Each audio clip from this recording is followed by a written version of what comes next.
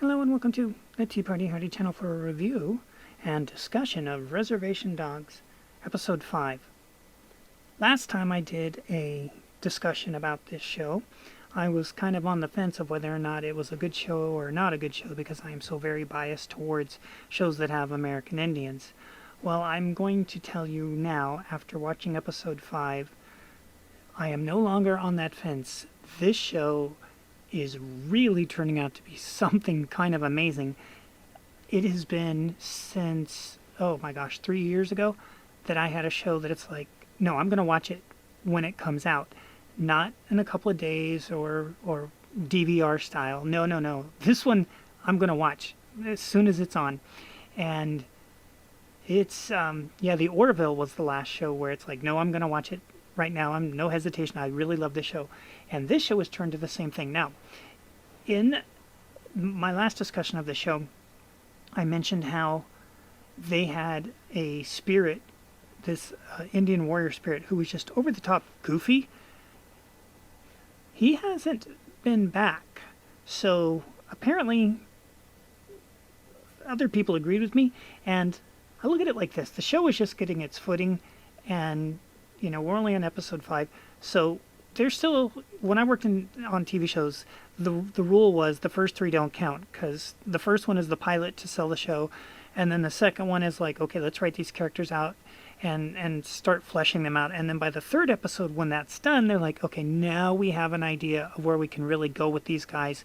And, depending if they're signed for 6 episodes, which was a Fox thing, 6 episodes, 12 episodes, or, in the olden days, 24 episodes. Yeah, I don't think those exist anymore. Anyway, so now we're on episode 5, and they are definitely getting into, and that's one of the things I've complimented the show about all the way through, is the character development, is the characters they're starting to dig deeper. Now, I was wondering, and I was curious to see if it was going to happen on this one, which is, are they going to start doing the episodes, because it's the story of this gang of kids, it's like 5 of them, are they going to do one story of each one and just focus on that, like Star Trek The Next Generation did in season 3 or 4, when they started, that became the way the show worked. It was no longer an ensemble, it was one person at a time stories.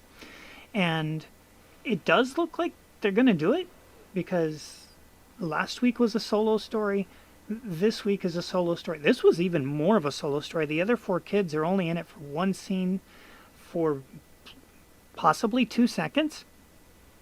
So they are definitely doing it that way. And they're not just looking at the kids' lives. They're also looking at some of the grown-ups' lives.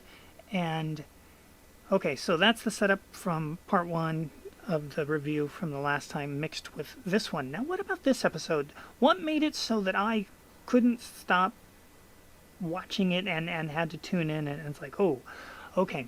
So they have spent a little bit of time dabbling in the spirit world and with the American Indian lore. This one, the whole show is based around it, and that just makes it really, really fun. And I'm going to try and do this without spoilers. One of the things that I want to give humongous compliment to is whoever did the puppeteering in this show. Wow, was that some really good puppeteering, because there's, I think, 3 scenes with the puppet, and it's like, that is some impressive puppetry, because it looks very, very real the way the movements work. So yeah, well done to those guys. If they happen to watch this, you did an excellent job. And it's got flashback scenes, it's got scenes with the American Indian lore, it's got, apparently the 3rd episode, which was, I think it's still going to be my favorite because it does have Gary Farmer in it. But this one has Wes Studi in it. Now, the other ones might have other famous American Indian actors and actresses. I just don't recognize them because, good Lord, like I've said before this show started, my big complaint was it's been forever since they made American Indian shows. And so they're all a lot older. Wes Studi is in this, and he's bald. Gary Farmer was in it, and he's bald. I mean, these guys are, getting up in years because it's just been forever that they've done these things. So, in other words, the episodes that might have had the other ones, they probably got so old I couldn't tell. This one, it was a little tricky to even tell it was West Study because he's so much older. But, if you've watched I've seen him in a lot of stuff. And, whoa, is he a good villain. And he does not play a villain in this one. And the comedy in this one is probably the funniest one out of all of them. And, yeah. Oh, which reminds me, the ending of episode 3, the one with Gary Farmer, was that episode 3 or 4? There's a scene with the kid that's in this one, and they don't connect to it, darn it. And I really, really like that. So I don't know, we'll have to see how that plays out. But yeah, so this show deals with the flashbacks to get in touch with the American Indian lore, religion, and however you want to describe it. I'm trying to do it, as accurate as I can. And it's funny. It's really funny. And again, with West Study being on here, it's like, wow, they're just hitting it out of the ballpark with their guest stars. And I'm wondering if they're ever going to get Adam Beach. Now, he's much younger, and he was in Suicide Squad, not to be confused with The Suicide Squad. Can you believe they did that? Oh, anyways, and Adam Beach was in that only for a few minutes, darn it, because I like Adam Beach. But Adam Beach doesn't always take roles as an American Indian. Sometimes he just plays a normal human being and not a ethnic character.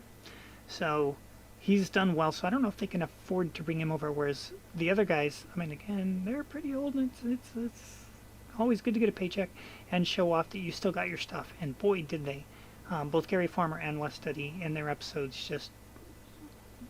Who knew West Study had comedy chops like that? Everybody who knows Gary Farmer's stuff has watched it. He's got great comedy chops.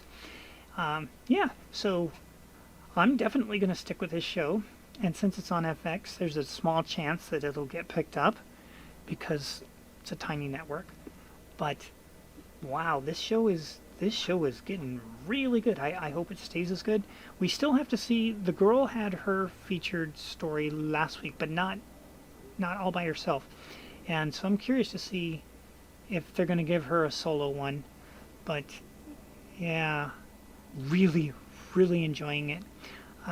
Barely any cuss words in this one too. I was impressed with it, or I just got used to it. I'm not sure which. But I mean, it does have the rating of MA. It bugs me because it's a teen cast, which means teens are going to watch it. And I know teens cuss, but you don't have to put it in their media also. Just one of the things that I really miss about the world that we're in now that we used to have, which is up until somewhat recently, the media always had two areas. It had one for adult-oriented, and it had one, and I don't mean porn, one for adult-oriented and one for family. And the ones for family are almost completely gone.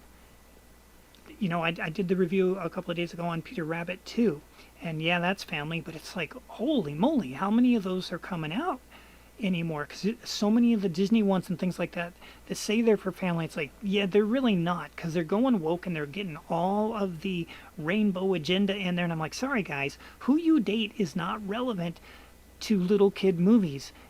Princess and the Prince, fine, but they don't even kiss till the last second in kid movies. That's how that works.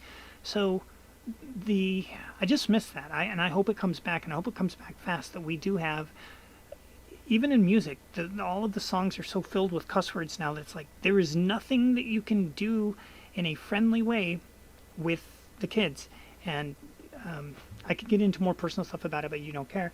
So I will save that for a different video so that you will care about it at that time, because it'll be the feature of the video if I so choose to do it. But yeah, if you haven't seen Reservation Dogs and you're sitting on the fence and my other one didn't help pull you off of it, oh, come check it out. Oh do, oh do, oh do. And the show is growing as in the development, because it's the very first season.